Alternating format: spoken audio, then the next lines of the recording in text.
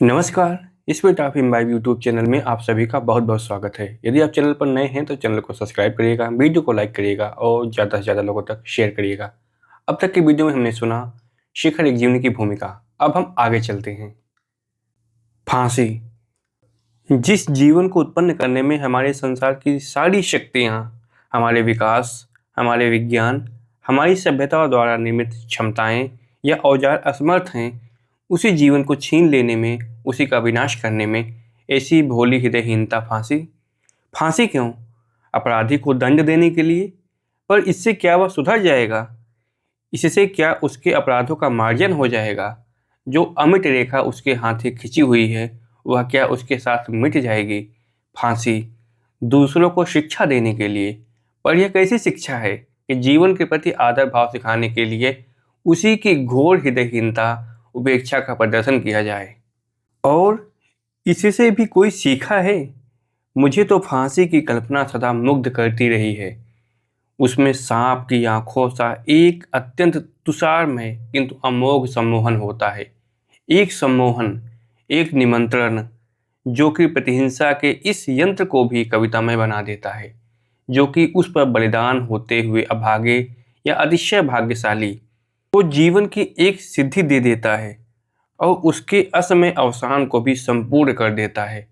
फांसी जीवन के यौवन में समुद्र शोषण, सूर्योदय पर रजनी के उलझे हुए और घनी छायाओं से भरे कुंतल, शारदीय नभ की छटा पर एक भीम का काला बरसाती बादल। इस विरोध में, इस अचानक खंडन में निहित अपूर्व भैरव कविता में ही इसकी सिद्धि होती है। सिद्धि कैसी? काहे की? मेरी मृत्यु की क्या सिद्धि होगी? मेरे जीवन की क्या थी? यवनिका उठती है और गिर जाती है, पर्दे आते हैं और बदल जाते हैं, किंतु यवनिका का प्रत्येक आक्षेप, पर्दे का प्रत्येक परिवर्तन अपने अवसान में लीन होकर भी नाटक के प्रवाह में एक बूंद और डाल जाता है। एक बूंद जो स्वयं कुछ नहीं है, किंतु उसके बिना उस प्रवाह में गति नहीं आ सकती, उसके बिना उसका अस्तित्व ही नहीं हो सकता। मैं अपने जीवन का प्रत्यावलोकन कर रहा हूँ, अपने अतीत जीवन को दोबारा जी रहा हूँ। मैं जो सदा आगे ही देखता रहा, अपनी जीवन यात्रा के अंतिम पड़ाव पर पहुंचकर पीछे देख रहा हूँ कि मैं कहाँ से चलकर किधर किधर भूल भटक कर कैसे कैसे विचित्र अनुभव प्राप्त करके यहाँ तक आया हूँ। और तब दिखता है कि मेरी भटकन में भी एक प्रेरणा थी, जिसमें अंतिम विजय का अंकुर था। मेरे अनुभव वैचित्र में भी एक विशेष रंग की उपभोग्य इच्छा थी, जो मेरा निर्देश कर रही थी।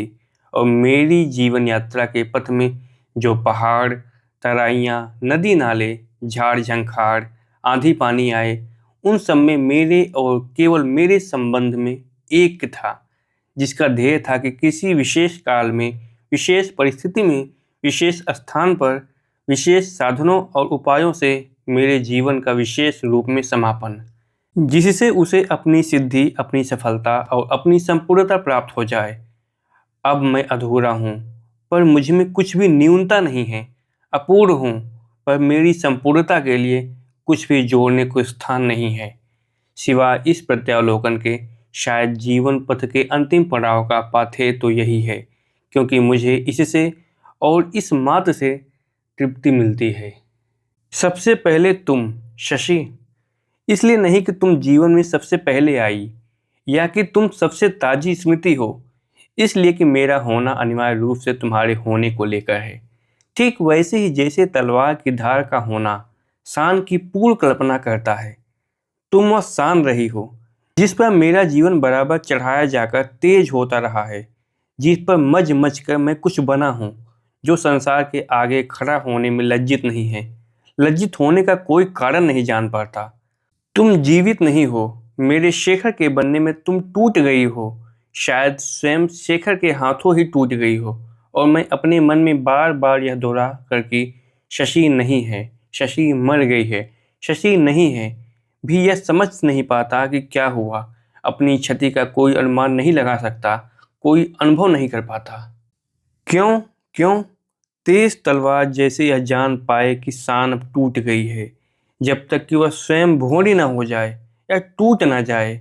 और मैं अभी जीता हूँ, अभी जल रहा हूँ, अभी हूँ, पर तब मैं क्यों कहूँ कि तुम नहीं हो। जो शान तलवार को बनाती है वह तब तक नहीं टूटती जब तक कि तलवार नहीं टूटती। मुझे मरना है, फांसी पर मरना है, पर अभी मैं जीता हूँ। मैं तुमसे मांगता हूँ कि मुझे आज्ञा दो, मैं तुम्हें याद करूँ। जहाँ तक हो वहाँ तक याद शब्द को लाना पूजा को भ्रष्ट करने सा है। फिर भी मैं तुमसे मांगता हूँ यह भी मुझे अधिकार दो। तुम मर गई हो, अत्यंत ना कुछ हो गई हो, यही मुझे अपने आप को समझाने दो और इसके लिए उसे सामने लाने दो जिसे मैं कुछ समझूं। तुम्हारी छायाएं जिन्हें कभी मैं सच समझता था। नहीं, वह क्षण नहीं जिसमें कि मैं घबरा कर पूछा था कि क्या होता शशि, और तुमने भर्राई हुई बेहोश होती हुई आवाज में कहा था सुख शेखर सुख। उस क्षण को क्षण ही भर से अधिक सामने आने की क्षमता मुझ में नहीं है। मुझे याद आता है कभी ऐसा भी था कि हम सहज भाव से मिलते जुलते थे। स्नेह हम में था, मोह हम में था, लेकिन वह स्नेह नहीं कि जो विघ्नों के सहारे बहता है, वह मोह नहीं कि पीड़ा की नींव पर ही अपना घर खड़ा करता है। जब मैं जेल से आकर पहले पहल तुम्हें मिला था, तब तुम्हें देखकर एक गहरा आघात मेरे मन में हुआ था। तभी मैंने कहा था बाहर आकर मेरा बहुत कुछ खो गया है, भीतर मैं तुम्हें अपने से एक ही देखता था। अब लगता है कि तुम्हें मुझे दोबारा पहचानना है। और तुम बहुत रोई थी। तब तुमने सहसा कहा था मेरा घर देखने चलोगे ना, क्योंकि तुम्हारी शादी हो चुकी है। तुम्हारा घर था। मैंने तुम्हारा घर देखा, उन्हें भी देखा जिनके आधार पर वह घर तुम्हारा घर हुआ था। और मुझे लगा तुम संतुष्ट बैठी हो। तुम्हारे जीवन के चलने के लिए एक पटरी निश्चित हो गई है और उस पटरी के इधर उधर कहीं कोई नहीं है। तब मेरा संकोच और भी दृढ़ हो गया। मुझे दोबारा पहचानना है, तुम मेरी परिचित नहीं हो। मैंने कहा शशि कुछ गाओ। अब मैं नहीं गाती वाती। क्यों, अब बहुत बुजुर्ग हो गई हो क्या। तुम हंसी और उस हंसी की ध्वनि के आसर ही मुझे एकदम अक्षर प्राप्त हुआ जो जीवन में कभी कभी ही आता है। बहुत ही स्पष्ट अचूक दृष्टि से मैंने देखा मेघाच्छादन, आकाश प्रकाशहीन सायंकाल, पवन अचंचल, चंचला भी अदृश्य और उड़ते उड़ते सहसा पंख टूट जाने से विवश गिरता हुआ अकेला ही अकेला एक पंछी जो गिरता है और फिर अपनी उड़ान अपना स्थान पा लेने के लिए छटपटाता रहा है। मैंने एकदम से तुम्हें पहचान लिया। तब मुझसे नहीं हो सका कि मैं वहां बैठा रहूं। मैं विदा मांगकर चल पड़ा। तुम द्वार तक छोड़ने आई। देख लिया मेरा घर।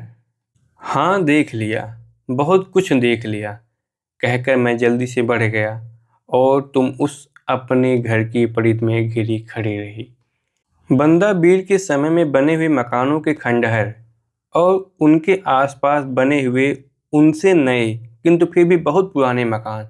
ऐसे एक मकान में शेखर बैठा है, कमरे में बैठा है। वह वास्तव में रसद की कोठरी के एक ओर बनी हुई पुरानी ढंग की खिड़की की चौखट है। चौड़ी और बेडौल प्राचीनता से काला पड़ा हुआ है, किंतु कामदार इसी चौखट पर वह बैठा है। हाथ दोनों ओर लटक रहे हैं और सिर दाईं ओर बाहर को झुका हुआ है। कमरे की दीवार में और खिड़की की चौखट में अनेक गोलियों के निशान हैं। दीवार में 2-4 जगह भीतर से गोलियां चलाने के मोर्चे बने हुए हैं। ये गोलियों के निशान और ये मोर्चे उस मकान के इतिहास का एक परिच्छेद हैं जिसे अब कोई नहीं पढ़ता। वह भी खिड़की में बैठा इन्हें नहीं देख रहा है। उसकी आंखों के सामने जो दृश्य हैं उसका इससे दूर तक का भी कोई संबंध नहीं है। टूटी हुई दीवारों से घिरा एक छोटा सा आंगन, उसके एक कोने में छोटा सा बेरी का वृक्ष जिसकी छाया में एक टूटा सा अंधा कुआं, कुएं के पास पुराने ढंग की छोटी छोटी ईंटों का एक ढेर, कुछ पीले पीले उड़कर आए हुए पीपल के पत्ते। आंगन के दाईं ओर दीवार के बाहर एक पीपल जिसके नीचे एक गाय बंधी है, जिससे कुछ दूर एक छोटे से मंदिर का छत्र और शिरीष के पेड़ की कुछ फुनगियों की झांकी। और यह सब दोपहर की प्रशांत नीरवता में। वह बैठा इसी को देख रहा है। शशि के पिता हृदय रोग से पीड़ित हैं, इस कारण सारा कुटुंब किसी अनिष्ट की प्रतीक्षा से भरा रहता है। वह काली छाया घर पर मंडराती रहती है और ऐसा जान पड़ता है कि घर के विभिन्न कमरों की नीरवताएं आपस में बहुत दबी हुई कानाफूसी किया करती हैं। इसी विचित्र कांपती हुई नीरवता से बचकर वह यहाँ आकर बैठ जाता है और यह दृश्य को देखकर उसके घर के वायुमंडल की गंध को भुलाने की चेष्टा करता है, क्योंकि वह उस कुटुंब के प्रत्येक व्यक्ति से स्नेह करता है, पर उससे यह उपालंबपूर्ण सा मौन सहा नहीं जाता। उस घर की देवी है शशि, उसकी बहन। यह शशि के ही कारण है कि कॉलेज के सजीव और उन्मुक्त वातावरण से भागकर यहाँ आ जाता है। इस छाया में भी सांत्वना पाता है। वह उसकी सगी बहन नहीं है, पर उस संबंध से उसे यदि कोई अंतर जान पड़ता भी तो दूरी का नहीं, बल्कि और अधिक समीपत्व का, एक निर्बाध सखा भाव का। वह भाव जैसे प्रातःकालीन शादी धूप की तरह है, जिसमें वह उस घर की ही नहीं, उसके अंतर की भी छायाओं को सुला लेता है। वह सगी नहीं है, इसलिए शेखर उसे कभी याद नहीं करता, कभी देखता नहीं। अधिकार उसने नहीं पाया, पूजा ही पूजा उसने दी है। वह वहां बैठा स्वप्न देखा करता है और शशि स्वयं चित्त की तरह न आकर उसे आलोकित करने वाले प्रकाश की तरह आती है, विचार की तरह अनुभूति रहती है। वह अनुभूति कभी एक प्रखर कंपन में व्यक्त हो जाती है। शशि गाती है, उसकी आवाज में अलंकार नहीं है, कलावान की बारीकियां और उसकी मनमोहक छलना नहीं है, पर उसमें है एक प्रकंपमाय दीप्ति, शरकत काल में सेकी हुई आग की मीठी गरमाई। उसमें है बेला के स्वर सा घनत्व, उसमें है ऊषा के समय दूर पहाड़ पर बसती हुई बीन की खिंची हुई वेदना, उसमें है बरसात की घोर अंधेरी रात में सुनी हुई बंसी की मर्मभेदी आग्रह। इन सब के साथ साथ है यौवन के गहरे और टूटने की सीमा तक आकर न टूटने वाले स्वर के ललकार से। और वह गाती है क्या? एक गान जिसे शेखर ने कई बार कई मुखों से सुना है, कई बार एक एक हजार व्यक्तियों के समेत स्वर में भी सुना है, पर जिसमें उसने वह अर्थ, वह ऊर्ध्वमुखी ज्वाला कभी नहीं पाई। क्या था मुझ में जगाता था उस गान को सुनकर? प्रेम या व्यथा या युयुत्सा या तीनों? जो कुछ भी हो, वह एक सम्मोहन की तरह छाकर मुझे दिखाता था वीरत्व के और रण प्रांगण के उन्मुक्त स्वप्न, जिसमें खोलकर मैं अपने को अपनी ही शक्ति की, अपने ही बलिदानों की, अपनी ही आग्नेय आत्म विसर्जन की कहानी सुनाने लगता।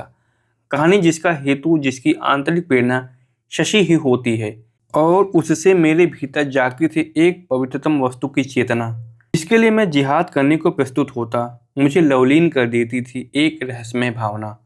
शशि के व्यक्तित्व की यह पुकार एक अपील थी मेरे मन के एक खंड के लिए, जो कि जीवन में क्रियाशीलता की उफान में छलका पड़ता था, जो विद्रोही है, किंतु मेरे मन का दूसरा खंड, जो कि सृष्टि के सौंदर्य को ही प्रतिबिंबित कर सकता है, जो वास्तव में मेरे मस्तिष्क का हृदय है और इसलिए कवि है। वह जागता था शशि की हंसी से। उस हंसी में जो कुछ था वह चौंका देता था, पर साथ ही वाणी की शक्ति भी छीन लेता था। वह हंसी कविता से भी परे थी। उसे सुनकर चुप ही होना पड़ता था। कल्पना देखती थी नदियों के, जलप्रपातों के, चंद्रोदय के, समुद्र के, व्योम गंगा के दृश्य, और फिर चुपचाप लौट आती थी उसी हंसी को सुनने।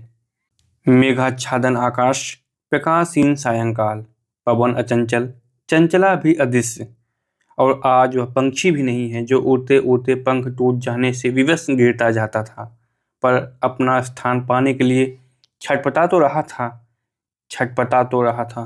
एक तापसी का स्वर एक छोटे से नरक में मुझे एक पवित्र तपोवन दिखाकर एक विराट वंचना का एक कण भर कम कर देता है, और परिस्थिति को देखकर, उपयुक्तता को भूलकर, किंतु एक दिव्य संवेदना से कहता है, चक्रवाक वमुधे आमंत्रस्य सहचरम उपस्थिता रजनी।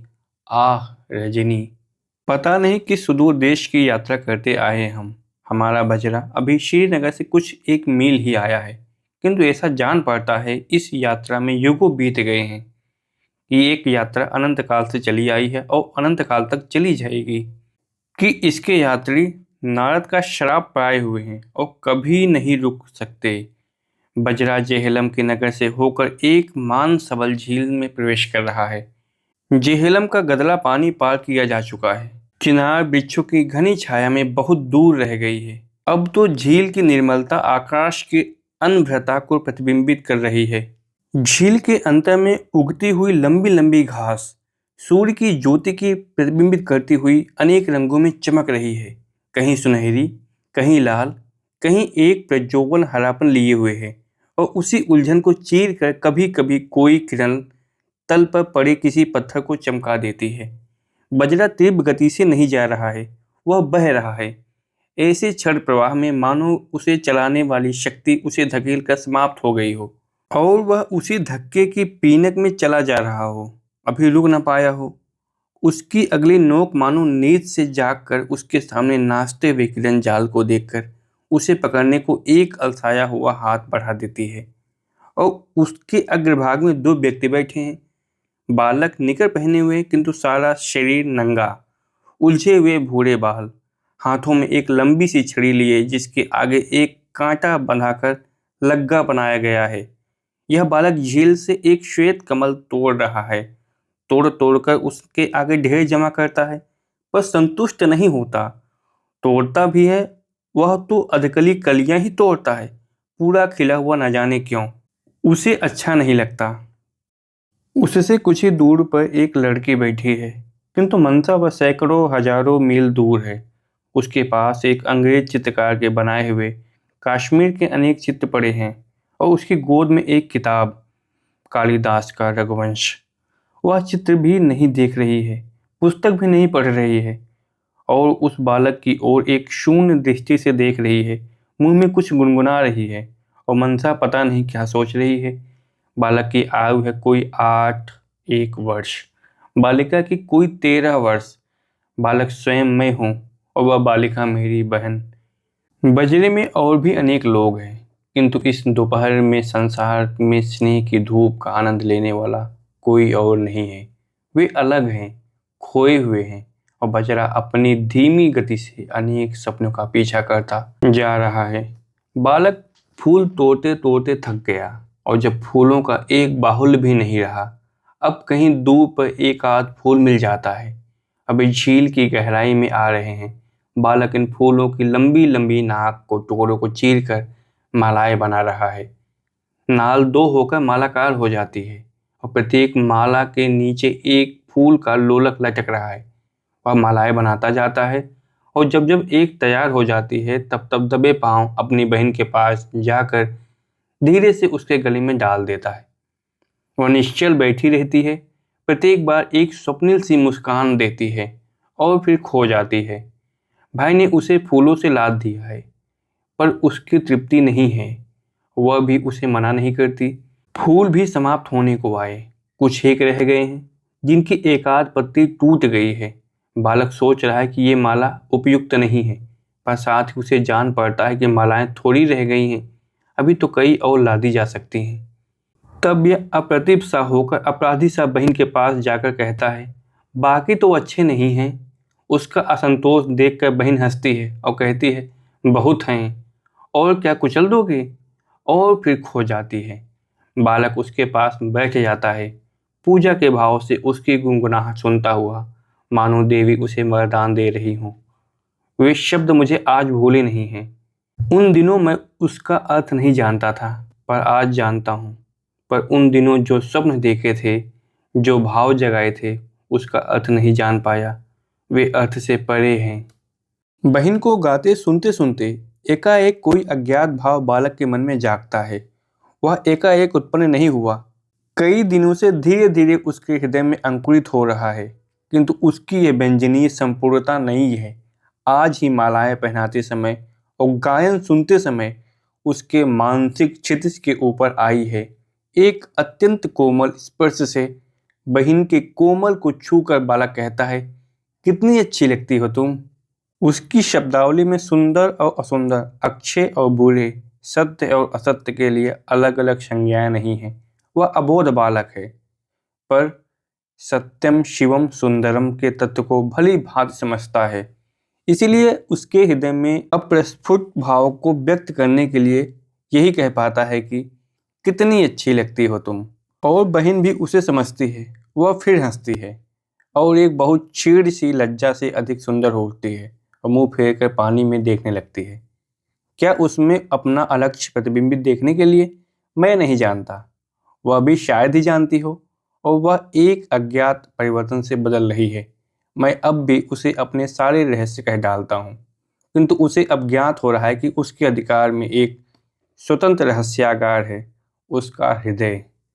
जैसे मोतियों की माला टूट गई हो और बिखरे मोतियों को फिर से एक बेतरतीब लड़ी से पिरो दिया जाए, उसी तरह मेरे स्मृतियों में तरतीब उलझ सी गई है।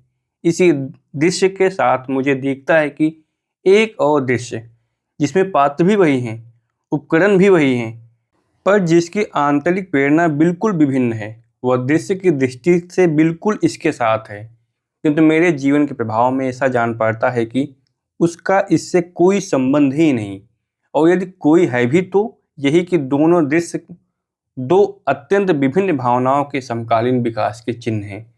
वही झील, वही बजरा, वही दिन। संध्या हो चुकी है, सब लोग अंदर चले गए हैं, मैं ही अकेला बजरे की छत पर बैठा हूँ। झील पर आकाश के गाढ़े और सम्मिश्रित रंग के प्रकाश पड़कर उसे ऐसा बनाए हैं जैसे प्रकृति की ही वह निश्चल आंख नींद सी अलसाई हो, और उसे घेरे हुए बरनौले की तरह सब ओर लंबी लंबी घास क्षितिज रेखा को जहां तहां चीर रही है। मैं मुग्ध होकर भी इसी घास के श्याम छायाचित्र को देख रहा हूँ। वह काली है, स्वतः सौंदर्य विहीन है, किंतु कितने सौंदर्य को घेरे हुए। और इतना ही नहीं, मैं किसी प्रतीक्षा में बैठा हूँ। पूर्व की ओर घास की बरौनियों और भी काली दिख पड़ती है, क्योंकि उसके ऊपर आकाश में एक चिकना सा सफेद प्रकाश छा रहा है। मैं कल्पना ही में यह देखने का प्रयत्न कर रहा हूँ कि चंद्रोदय से किस वस्तु में क्या परिवर्तन आ जाएगा, कौन सा आकार दिखने लगेगा। मैं नहीं जानता कि वास्तविकता मेरी कल्पना से कितनी बढ़कर हो सकती है। नीचे बजरे के अंदर कोई गा रहा है। मैं कान लगाकर सुनता हूँ। दो स्वर एक साथ ही गा रहे हैं। एक मेरी बहन का है और एक हमारी मौसी का। उस गायन की शब्द मुझे याद नहीं है, पर स्वर मेरे कानों में गूंज रहे हैं। मैं कल्पना करता हूँ, ये स्वर दो तेज तैराक हैं जो झील की छोटी छोटी अदृश्य लहरों पर सवार होकर चले आ रहे हैं, क्षितिज की ओर, चंद्रोदय की ओर, चंद्रमा की किरणें से मिलने, क्योंकि ये किरणें उसकी बहनें हैं और वे इन्हें कुमुदनियों के हार पहनाएंगे। आह, वे किरणें तो चली आ रही हैं। वे झील की काली बरौनियों तक क्षितिज के पलक में सूरमे की रेखा बन गई हैं। उनके ऊपर एक बड़ी सी पथराई हुई आंख के भांति चांद निकल आया है। मेरे मन में एक विचित्र भाव उठता है। चांद एक कन्या है और यह पृथ्वी का काला सौंदर्य उसका आवरण, किंतु चांद इतना सुंदर है कि इस आवरण को उसे ढक रखने का अधिकार नहीं है। इसीलिए चांद ने उसे उतार फेंका और निवारण होकर क्षितिज के ऊपर आ गया, और वह सौंदर्य बिखरकर उस परित्यक्त आवरण को कितना सुंदर बनाए डालता है। ये भाव उस समय सचमुच इसी रूप में मेरे हृदय में जागे थे। यह मैं निश्चय पूर्वक नहीं कह सकता, किंतु मेरी स्मृति में जो चित्र आता है उसमें वह बालक इसी भाव से भरा हुआ खड़ा है। व्यक्ति रूप में यदि यह भाव उसके मस्तिष्क में नहीं था तो इसका अंकुर अवश्य वहां था। अवश्य उस दिन उसे इस बात का अप्रत्यक्ष ज्ञान हो गया था कि सौंदर्य कितना नग्न और नग्नता कितनी सुंदर है। बालक के स्वप्न को चीरती हुई एक आवाज आई, शेखर, अब उतर आओ। यह भी उसी बहन की आवाज है। क्या तभी से जब भी मैं किसी अत्यंत सुंदर दृश्य को देखकर किसी ऊर्ध्वगामी उन्माद में अपने आप को भूल जाता हूँ, तब एक तीखी आवाज पुकार कर कहती है, शेखर, अब उतर आओ। Dead, long dead, and my heart is the handful of dust, and the wheel go over my head, and my bones are shaken with pain, for into a shallow grave they are thrust, only a yard beaten, the street, and the hoof of the horses beat. Eucalyptus वृक्षों के एक कुंज की आड़ में गरुड़ नीर नाम का एक बंगला अदशिपा खड़ा था। जिस दिन शेखर एक दुर्दम भाव से उभर कर अपने ऊपर छाई हुई शारदा के सह में असमर्थ फूलों से लदकर उसे छोड़ गया था, उस दिन वह इसी बंगले में रहती थी। आज शेखर इतने दिनों के अवकाश के बाद दौड़ा हुआ उस नीर की ओर चला जा रहा था। अतीत की स्मृतियां उसके मन में दौड़ी जा रही थी और यौवन के आरंभ का ज्वार भी उसके भीतर कहीं उमड़ आ रहा था। The hoof of the horses beat. वही शारदा जो उसे हंसाती थी, वही शारदा जिसकी बजाय हुई बीगड़ा के स्वर में वह बह गया था, उसे चिढ़ाते चिढ़ाते ही उसकी सखी बनी थी। जो उसके लिए सब कुछ हो गई थी, जो उसका अपना घर नहीं था और जिसके लिए आज वह इस आग्रह से भर रहा था जो स्वयं उससे सहा नहीं जाता था। नीड के बिल्कुल पास आकर वह रुका।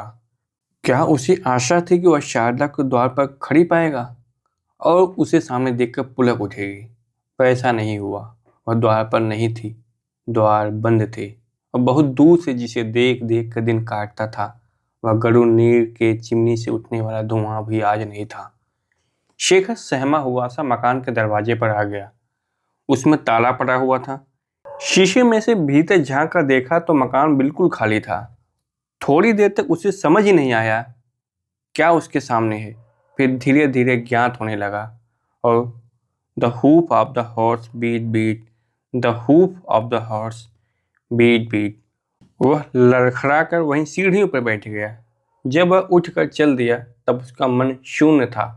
उसके बाद उसे इतना समझ नहीं मिला कि वह इस चोट से घायल हो या इसे समझे। जिस प्रकार घोंघे के भीतर रहने वाला जीव तभी बाहर निकलता है जब वह भूखा है या जब वह एक प्रणयी खोजता है, तृप्त होकर फिर घोंघे के भीतर घुस जाता है, उसी प्रकार असंतुष्ट और अतृप्त होकर शेखर भी बाहर निकला हुआ है, अभागा होकर, कदम कदम पर आहत होकर। यदि वह लौटना चाहता है तो उसके भीतर की भूख उसे लौटने नहीं देती है। वह आघातों के लिए खुला था, कवचहीन था और जीवन उसे उसके सुरक्षित घर से दूर दूर खींच लिए जा रहा था। वह चुपचाप बैठा हुआ रोटी खा रहा था, साथ साथ सोचता जा रहा था। माँ पास ही रसोई में बैठी थी, पिता उससे बात कर रहे थे। उसका जो बड़ा भाई कॉलेज से भाग गया था उसी का कुछ समाचार तार आया था। पता लगा था कि वह कलकत्ते में पुलिस की नौकरी करने की कोशिश में है।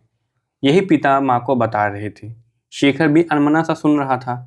भाई ने कलकत्ते में कॉलेज का पता तो कर लिया था पर माँ बाप का नाम गलत बताया था। कॉलेज में जांच होने पर भी वहीं से पिता को तार आया। पिता को सबसे अधिक आघात इसी बात से पहुंचा था कि पुत्र ने अपनी बल्दियत गलत बतलाई। ऐसा ही कह रहे थे। माँ ने कहा, मैं तो हमेशा से कहती रही हूँ, भला ऐसे लड़के का कोई क्या विश्वास करे। पिता ने कहा, माँ फिर से बोली और सच पूछे तो उसका स्वर एकाएक धीमा पड़ गया था। सच पूछे तो मैं इसका भी विश्वास नहीं करती। इसका? शेखर ने कुछ देखा नहीं लेकिन वहां बैठे भी उसकी कल्पना को वह पूरा दृश्य देखते ही देर नहीं लगी। वह संभ्रांत सा ठहर गया सा भाव और शेखर की ओर उठा हुआ अनूठा इसका।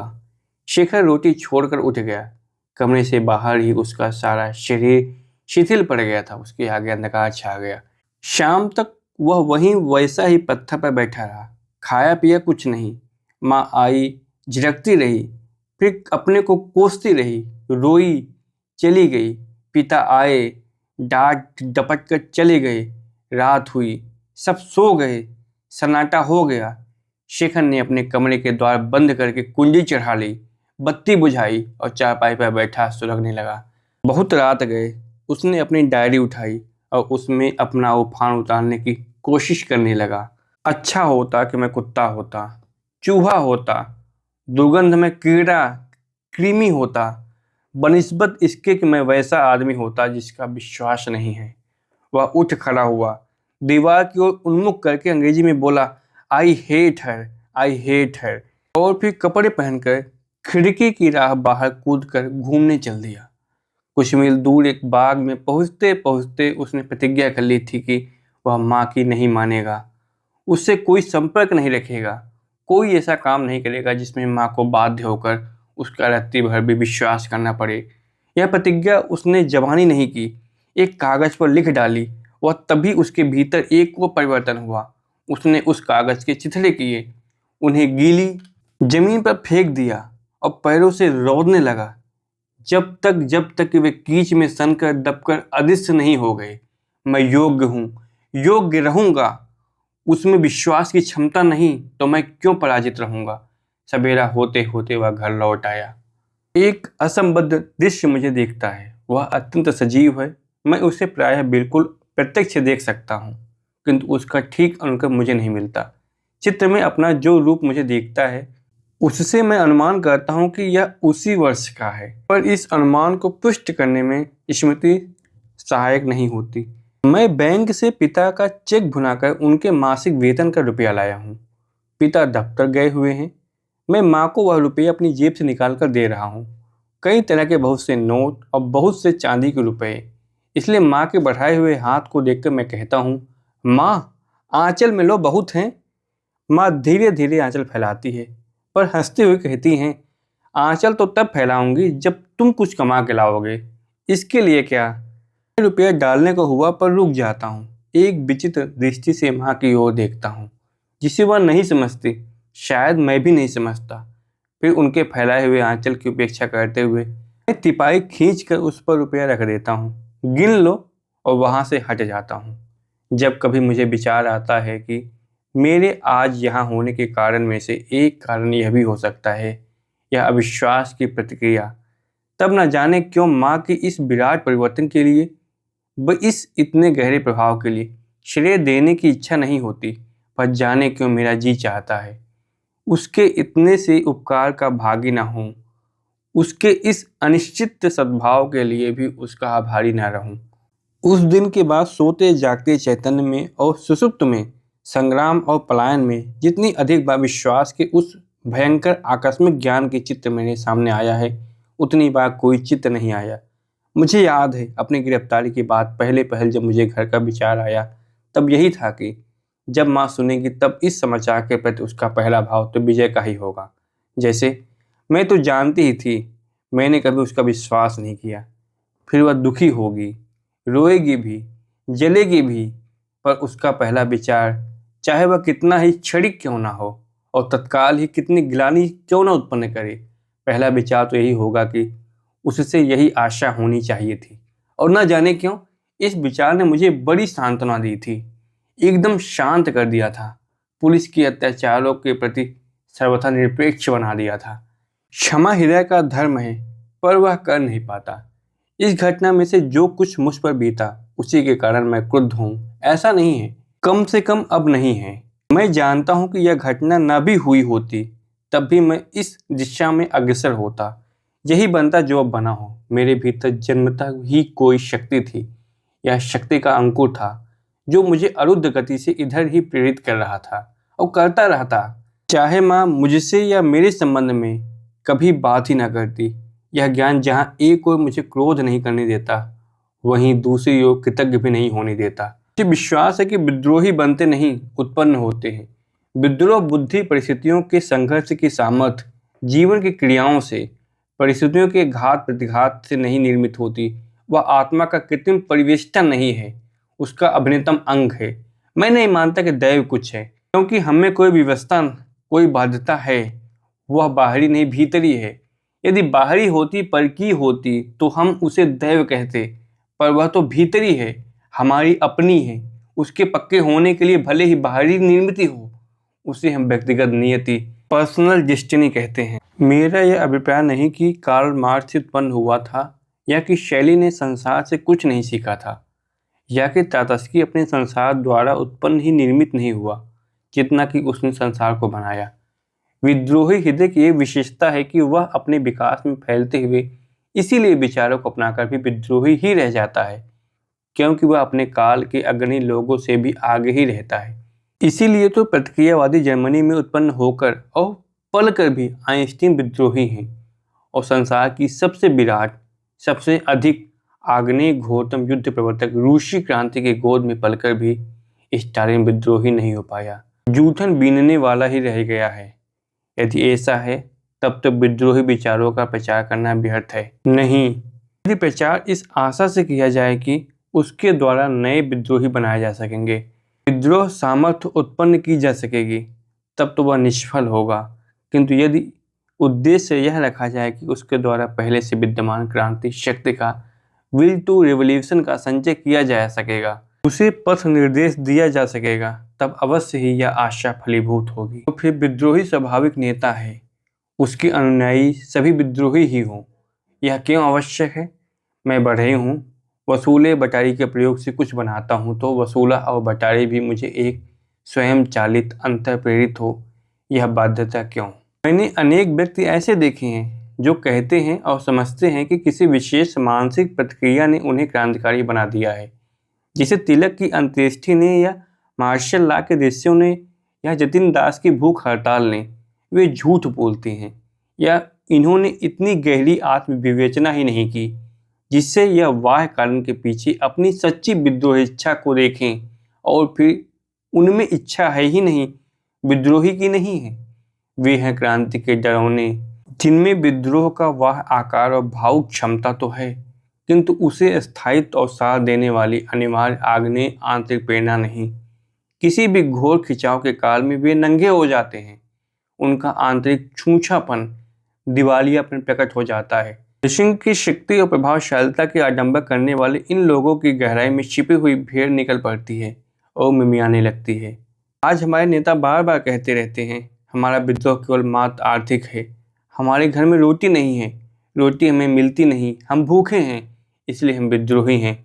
मैं समझता हूँ कि यह कहना क्षुद्रता है, अपना घोर अपमान है। दिन था जब धर्म की सत्ता थी, तब हमारे ढोंगी नेता विद्रोही को छोटा दिखाने के लिए कहा करते थे, प्रजा का द्रोह धार्मिक नहीं सामाजिक है, हमें समाज सुधारने का अधिकार होना चाहिए। फिर समाज की सत्ता हुई, तब वे ढोंगी उसका सामना करते हुए डरे और कहने लगे कि हम राजनीतिक पुनर्गठन मांगते हैं। तब राजशक्ति की सत्ता हुई और वे कहने लगे, हम राजनीतिक अपराध कब करते हैं, हम तो केवल अर्थ संकट के विरोधी हैं, क्षुद्र क्षुद्र क्षुद्र। मैं कहता हूँ, ओ विद्रोहियों, आओ पहले इसी दंभ को काटो, जानो समझो, घोषित करो कि हम क्या इस या उस दुर्व्यवस्था के नहीं हैं, हम इसे ऐसेपन के ही एतादृशत्व मात्र के विरोधी हैं, हम सभी कुछ बदलना चाहते हैं। हमारी विद्रोही प्रेरणा धर्म के, समाज के, राजसत्ता के, अर्थसत्ता के और अंत में अपने व्यक्तित्व के प्रति विद्रोही है। मूर्ति का निर्माण हो सकता है, मृतिका का नहीं। उसी मिट्टी से अच्छी प्रतिमा भी स्थापित की जा सकती है, बुरी भी, पर जहाँ मिट्टी ही ना हो वहाँ कितने ही प्रचार से, कितने ही शिक्षा से, कितने ही जौजल्यमान बलिदान से मूर्ति नहीं बनाई जा सकती। विद्रोही हृदय को विद्रोही गढ़न की आवश्यकता है, उसी प्रकार जैसे मृतिका को कलाकार के स्पर्श से।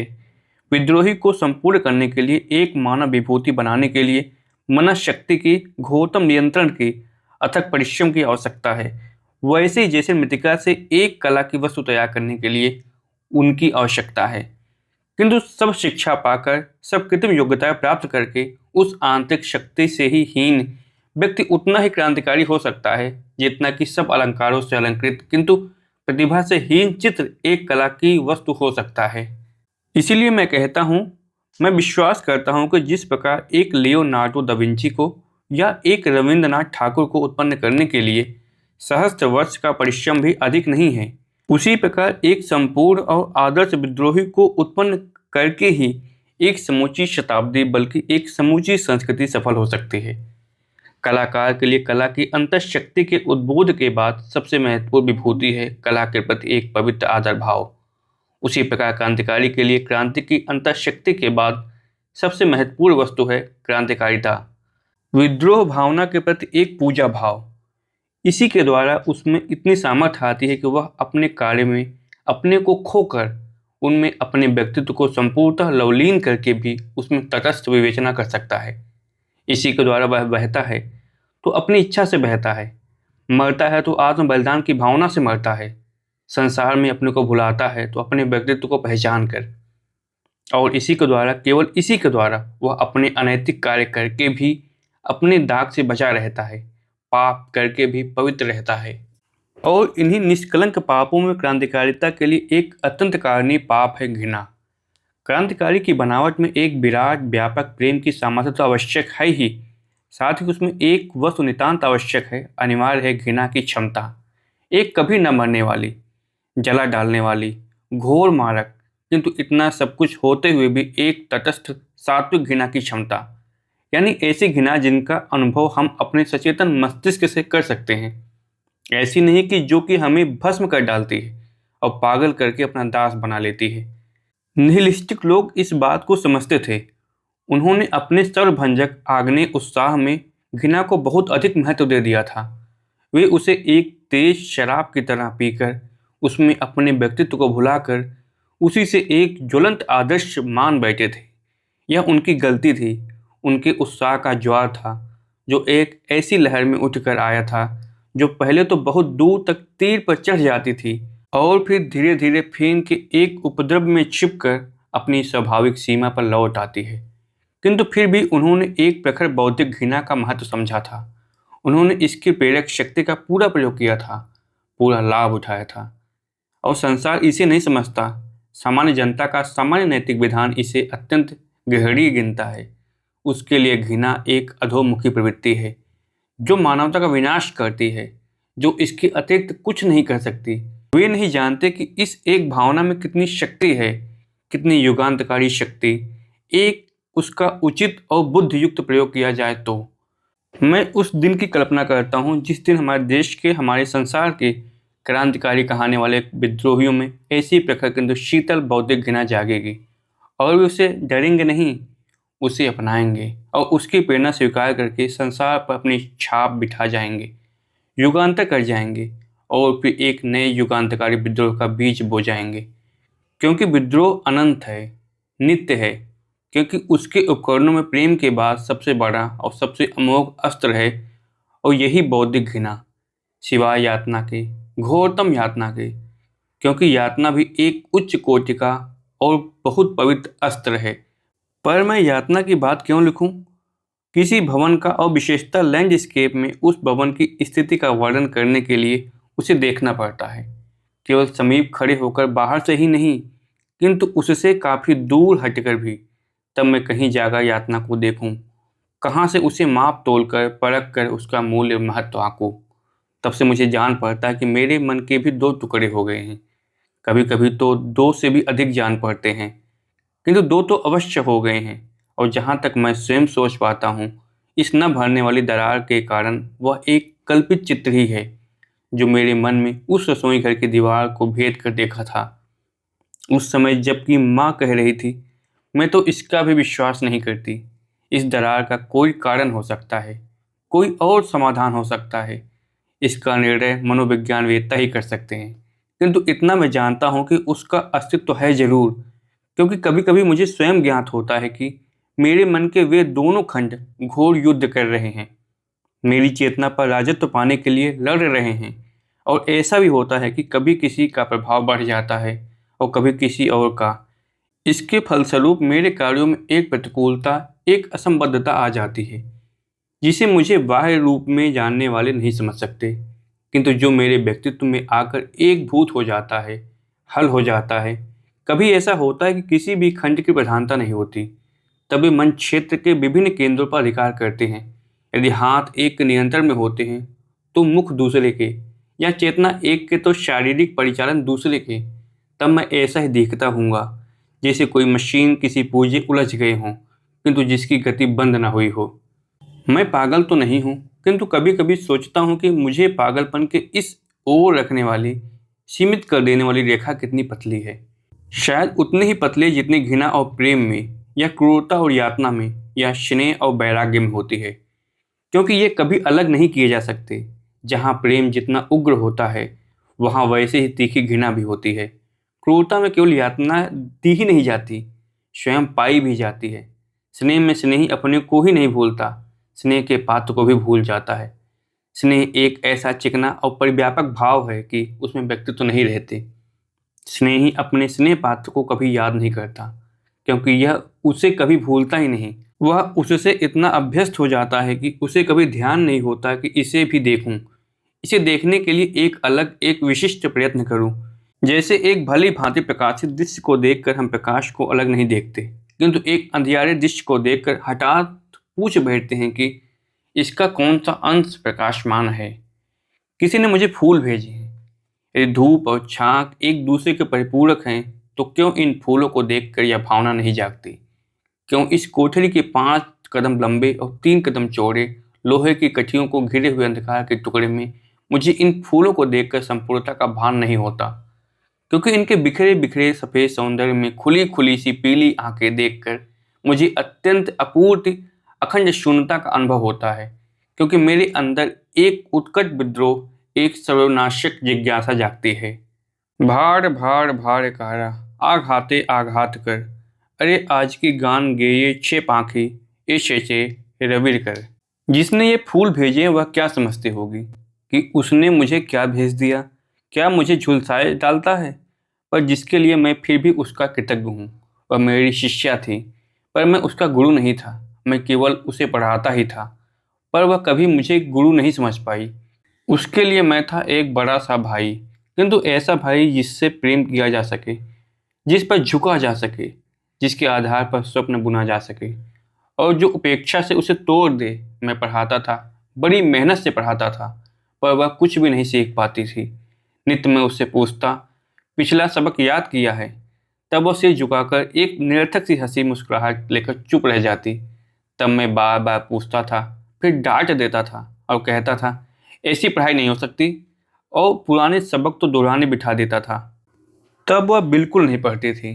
किताब सामने रखकर बड़ी मननशीलता से उसे देखती रहती थी, उन आंखों में जो बड़ी बड़ी बूंदों से भरी होती थी और कुछ भी नहीं देख सकती थी। तब मैं स्नेह के स्वर में कहता था, अच्छा आज आगे पढ़ा देता हूँ, कल दोनों सबक याद कर लेना। और वह पढ़ती थी और दूसरे दिन फिर वही हाल। एक दिन मुझे बहुत क्रोध आया। तब उसकी आंसू भरी आंखें देखकर मैंने झुंझलाए स्वर में कहा, पढ़ती लिखती तो कुछ हो नहीं, और कुछ कहता हूँ तो रो पड़ती हो। हटो, कल से मैं नहीं आऊँगा। मैं उठ खड़ा हुआ। तब वह दीन स्वर में बोली, मुझे फुर्सत कहाँ मिलती है, अम्मा सारे दिन तो पच्चीसों काम बताती रहती हैं। गुरु कैसे माना जाए। अम्मा भी आ गई, उनसे भी पूछा, इसे कितना समय पढ़ने के लिए मिलता है? सारा दिन तो किताबें लिए बैठी रहती है। मैं तो पढ़ाई के डर से कभी कुछ कहती भी नहीं हूँ। क्यों, ठीक नहीं पढ़ती क्या? मुझे कहना सच ही चाहिए था, पर मैंने कहा नहीं, पढ़ती तो है, पर थोड़ी देर और पढ़ा करे तो। वे चली गई। तब मैंने फिर उससे पूछा, क्यों? वह क्या कहती हैं, किताब सामने रखकर कितनी देर स्वप्न देखे जा सकते हैं, इसकी भी कोई सीमा है? मैंने और कठोर स्वर में पूछा, क्यों? अब ध्यान से पढ़ूंगी। तब मैं पढ़ाने लगा। तब एक दिन ऐसा आया कि मैं उसे पढ़ाने नहीं गया। 2 दिन नहीं, 3 दिन नहीं, चौथे दिन मैंने उसके पिता को पत्र लिख दिया कि मैं नहीं पढ़ा सकूंगा। उन्होंने दूसरे ही दिन एक चेक मेरे नाम भेज दिया। कहानी समाप्त हो गई। पर दूसरे दिन उसका नौकर, एक छोटा सा लड़का, मेरे पास आया और बोला, बीबी जी पूछती हैं पढ़ाने नहीं आइएगा? मैंने डपट कर कहा, कौन बीबी जी? छोटी, उन्होंने बुलाया है। मैंने फिर पूछा, शीला ने? हाँ। उसे शायद पता नहीं था कि पढ़ाई कैसे समाप्त हो चुकी है। मैंने कहा, उनसे कहना नहीं आ सकता, उनके पिता ने पढ़ाई बंद कर दी है। वह चला गया। मुझे यह विचार नहीं हुआ कि मैं कैसी कायरता से झूठ बोला हूँ। मैं यही सोचता रहा कि मैंने विजय पा ली है। उस विजय से ही मेरी हार हुई है। यदि मैं उसे सच ही कहला देता कि मैंने ही इनकार किया है, तब शायद वह अपने को अन्याय का भागी समझकर ही कुछ सांत्वना पाती। मैंने उसके लिए भी स्थान नहीं छोड़ा, और तब भी उसकी उलाहना भरी छाया मेरे साथ साथ आती है। वो रोती सी कहती है, झूठे झूठे।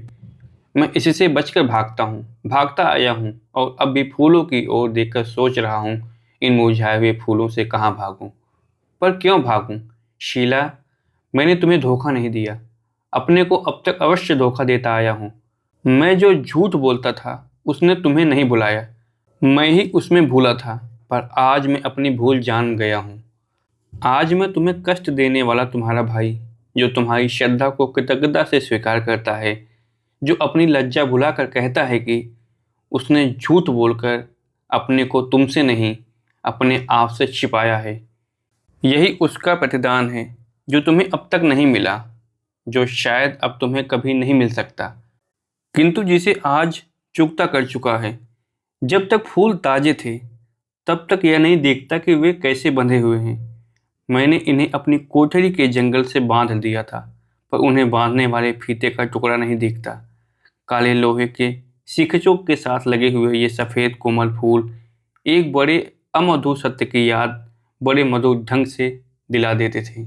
आज की वीडियो में बस इतना ही। हमारे साथ इस उपन्यास के सफ़र में बने रहिए, और इस चैनल को अपना प्यार देने के लिए वीडियो को लाइक करिएगा, चैनल को सब्सक्राइब करिएगा, और अपने हित मित्र दोस्तों के साथ शेयर करिएगा। धन्यवाद।